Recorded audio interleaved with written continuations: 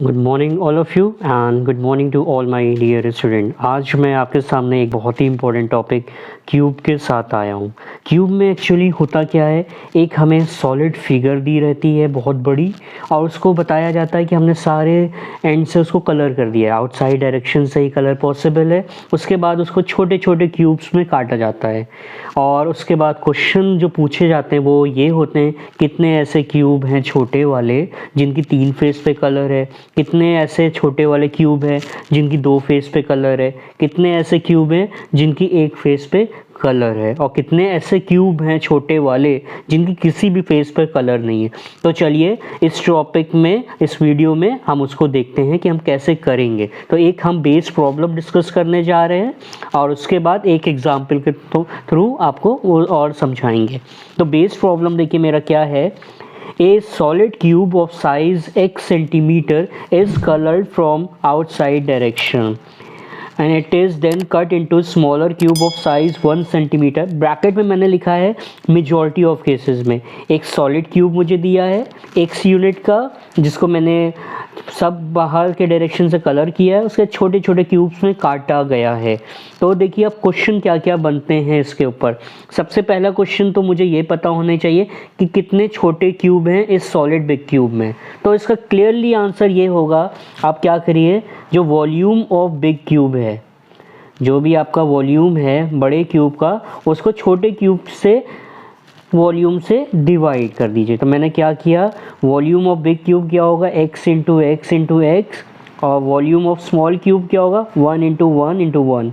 तो मैंने क्या किया, एक्स क्यूब डिवाइडेड बाई 1। कोई भी चीज़ 1 से डिवाइड होगी तो कोई फ़र्क नहीं होगा, इसीलिए मैंने ये कहा कि मेजॉरिटी ऑफ केसेस में 1 यूनिट का होता है। इससे मतलब ये होता है, जब भी आपको स्मॉल क्यूब का नंबर पता करना है और ये 95% केसेस में 1 यूनिट का होता है, तो आप डायरेक्ट ही बड़े क्यूब का वॉल्यूम लिख लेंगे, उससे ही आपको ये आंसर पता चल जाएगा। जनरली ये पूछा नहीं जाता है, पूछा जो क्वेश्चन जाते हैं उसके रिलेशन में आगे डिराइव करने जा रहा हूँ। तो चलिए पहले रिलेशन की तरफ चलते हैं।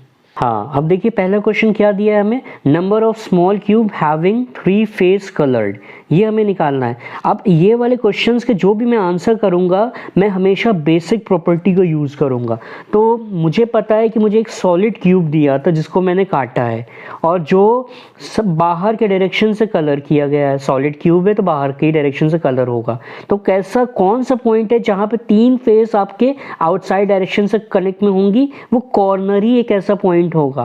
तो इसकी basic property, number of corners, number of corners कितने होंगे, किसी भी क्यूब की बात की जाए तो उसमें नंबर ऑफ कॉर्नर्स जो होते हैं वो 8 ही होते हैं। तो जब भी 3 फेस कलर्ड क्यूब की बात होगी, इसका आंसर हमेशा 8 ही होता है, प्रोवाइडेड सारी साइड्स बाहर के डायरेक्शन से कलर की गई हो। तो आपका इसका आंसर हमेशा 8 होगा, इसका कोई रिलेशन नहीं होता है, इसका आंसर डायरेक्ट 8 होता है। तो ये ध्यान रखिएगा। चलिए नेक्स्ट रिलेशन देखते हैं। नेक्स्ट क्वेश्चन क्या दिया हुआ है, number of small cube having 2 face coloured, इसका रिलेशन मुझे ड्रॉ करना है।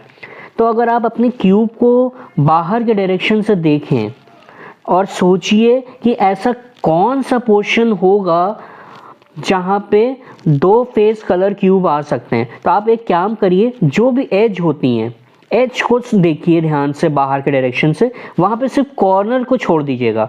तो कॉर्नर को छोड़ने के बाद जो एज ऐसा पोर्शन होगा, वहीं पे जो छोटे क्यूब्स में ड्रॉ करूँगा जिनकी 2 फेस जो है वो आउटसाइड डायरेक्शन से कनेक्ट में होगी, तो जितने भी एज होंगे उन्हीं एज पे मेरे 2 फेस कलर क्यूब आने की पॉसिबिलिटी है।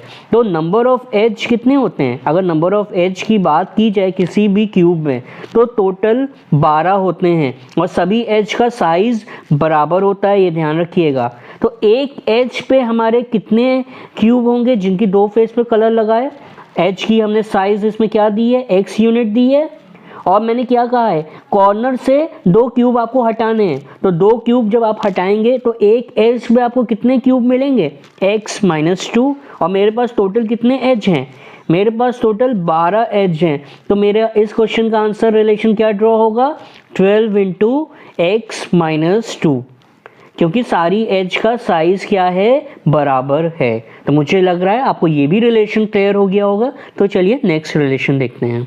क्वेश्चन क्या दिया है, number of small cube having one face coloured. इसके लिए मैं एक फेस की आपके सामने पिक्चर बनाऊंगा जिससे आपको सारे जितने भी मैंने पहले वाले बताए हैं सब क्लियर हो जाएंगे। तो देखिए एक फेस का मैं पूरी पिक्चर ड्रॉ कर रहा हूँ और फिर आपको बहुत क्लियरिटी देने जा रहा हूँ। एक 5 यूनिट का क्यूब मैं ले लेता हूँ और उसकी पिक्चर बना ले रहा हूँ। 5x5 के क्यूब की एक फेस की आउटसाइड डायरेक्शन से मैंने पिक्चर बनाई। तो देखिए 3 फेस वाले कलर वाले जितने थे वो सब कॉर्नर पे आ रहे थे, आपको पता है वो सब कहाँ पे आ रहे थे, कॉर्नर। तो ये सब आपके कॉर्नर वाले होंगे। और 2 फेस वाले आपको मैंने क्या बताए थे, एज पे आएंगे। तो फेस पे एज कहाँ पे दिखेगी, यहीं पे दिखेगी। तो ये सब 2 फेस वाले थे। और किसी भी फेस को अगर आप बाहर के डायरेक्शन से देखेंगे तो जो फेस का सेंटर रीजन होगा वही एक ऐसा पोर्शन है जिसका एक फेस आउटसाइड डायरेक्शन से कनेक्ट में होगा जब आप छोटे क्यूब ड्रॉ करेंगे। तो ये सेंटर रीजन पे आने वाले जितने भी क्यूब होंगे वो एक फेस कलर्ड क्यूब होंगे। और आपको पता है कितनी फेसेस होती हैं क्यूब में, नंबर ऑफ फेसेस की अगर हम बात करें एक क्यूब में 6 होती हैं। और क्यूब है तो सारी फेस का एरिया इक्वल ही होगा, ठीक है, सारी फेस का इक्वल होगा। तो एक फेस पे अगर हमें नंबर ऑफ स्मॉल क्यूब निकालने हैं जिसके ऊपर एक ही फेस पर कलर लगा हुआ है तो हम क्या करेंगे, एरिया का इस्तेमाल करेंगे ना। अगर इसमें टोटल मुझे काउंट करना होता कितने क्यूब हैं तो मैं क्या करता, एरिया का इस्तेमाल करता और आपको आंसर बताता 5 × 5 25। लेकिन मुझे पता है मुझे इतने एरिया का पोर्शन का एरिया निकालना है तो मुझे क्या करना पड़ेगा, लेंथ से 2 हटाने पड़ेंगे और 2 ब्रेथ से हटाने पड़ेंगे। और मेरा जनरल लेंथ क्या दिया हुआ है, x यूनिट दिया है। तो अगर मैं लेंथ से 2 हटाऊंगा, लेंथ भी x है तो x - 2 और ब्रेथ भी x है तो x - 2। और मैंने क्या बताया है कि सारी फेसेस का एरिया इक्वल है। तो एक फेस पे मेरे को x - 2 का होल स्क्वायर क्यूब मिल रहे हैं तो मुझे 6 फेस पे ये आंसर क्या मिलेगा, 6 × x - 2 का होल स्क्वायर। तो मुझे लग रहा है इस क्वेश्चन के थ्रू आपको बहुत कुछ क्लियर हो गया होगा। तो चलिए नेक्स्ट रिलेशन देखते हैं। नेक्स्ट रिलेशन क्या है हमारा, number of small cube having 0 face colour. इसका एक तरीका तो यह है कि टोटल नंबर ऑफ क्यूब से मैं 1 फेस की काउंट, 2 फेस वाली कलर्ड क्यूब की काउंट और 3 फेस कलर्ड वाली क्यूब की काउंट सब्ट्रैक्ट कर दूं, इससे भी आंसर आ जाता है। लेकिन मैं इसको प्रेफर नहीं करता हूं। मैं आपको एक दूसरा रिलेशन बताने जा रहा हूं। आपको याद होगा मैंने नंबर ऑफ स्मॉल क्यूब जब निकाला था तो मैंने आपको क्या कहा था, मेजॉरिटी ऑफ केसेस यहाँ पे 1 यूनिट के हैं तो मैंने डायरेक्ट वॉल्यूम से निकाला था। यहाँ पे भी मैं डायरेक्ट वॉल्यूम से ही आंसर निकालने की कोशिश करूँगा। आप सोचिए जिनकी कोई भी फेस पे कलर नहीं होगा वो कौन से क्यूब होंगे, वो ऐसे क्यूब होंगे जिनका आउटसाइड डायरेक्शन से कोई कनेक्ट ना हो, मतलब जो हॉलो रीजन को फिल कर रहे हो। तो मतलब मुझे सिंपल हॉलो रीजन का वॉल्यूम निकालना है बाउंड्री को छोड़कर। तो मैं क्या करूँगा, लेंथ से 2 हटाऊंगा, मतलब अगर लेंथ हमारी x यूनिट की है तो लेंथ से 2 हटा दिया तो बाउंड्री हट गई। वैसे सिमिलरली मैं ब्रेथ से अगर 2 हटा दूं तब अगेन बाउंड्री हट गई। और सिमिलरली मैं हाइट से भी अगर 2 हटा दूं तो अगेन बाउंड्री हट गई। तो ये जो आपका रिलेशन आ रहा है ये हॉलो क्यूब का वॉल्यूम दे रहा है। और हॉलो क्यूब के वॉल्यूम से मैं क्या प्रेडिक्ट कर सकता हूँ, मैं नंबर ऑफ स्मॉल क्यूब निकाल सकता हूँ जिनका आउटसाइड डायरेक्शन से कोई भी कनेक्ट ना हो। तो 0 फेस कलर्ड वाले क्यूब आप डायरेक्ट इस रिलेशन से निकाल सकते हैं, क्या, x - 2 का होल क्यूब। तो चलिए अब एक एग्जाम्पल के थ्रू मैं अपने सारे रिलेशंस को समझता हूँ। क्या दिया है, एक solid cube of size 5 centimetre is coloured from outside direction, it is then cut into smaller cube of size 1 centimetre. जो मैंने आपको बताया था कि ज़्यादातर केसेस में यही आता है। तो चलिए एक क्वेश्चन देखते हैं। हमें क्वेश्चन क्या दिया है, how many small cube having 3 face coloured. ये कहाँ से आता था, ये कॉर्नर पे आता था। और मैंने क्या बताया था, इसमें कोई रिलेशन नहीं होता है। अगर सारी आपकी फेसेस आउटसाइड डायरेक्शन से कलर की गई हैं तो इसका आंसर हमेशा आपका क्या होता है, 8। तो यहाँ पे मुझे कुछ नहीं करना है, मेरा आंसर डायरेक्ट क्या होगा इस क्वेश्चन का, 8। नेक्स्ट क्वेश्चन देखिए क्या दिया है, how many small cube having two face coloured. ये दो फेस कलर वाले मैंने क्या बताया था, एज पे आते हैं और 12 एज होती हैं और एक एज पे कितना आता है, x-2। तो मेरी 12 एज हैं तो कितना आएगा, 12 इंटू x-2। यहाँ पे x क्या दिया है मुझे, 5 सेंटीमीटर का दिया है, एज क्या दिया है 5 सेंटीमीटर। तो ये क्या हो जाएगा मेरा आंसर, 12 इंटू 5-2। तो मेरा आंसर क्या हुआ, 12 इंटू 3, मतलब ऐसे 36 क्यूब आएंगे जिनकी दो फेस पे कलर लगा होगा। तो चलिए नेक्स्ट क्वेश्चन देखते हैं। नेक्स्ट क्वेश्चन क्या है, how many small cube having one face coloured. मैंने क्या कहा था, ये फेस के सेंटर रीजन पे आते हैं, ऐसे क्यूब जो भी हैं फेस के सेंटर रीजन में। तो फेस का एरिया से हमने देखा था और 6 फेस होते हैं, तो मैंने इसका रिलेशन आपको क्या बताया था, 6x-2 का होल स्क्वायर।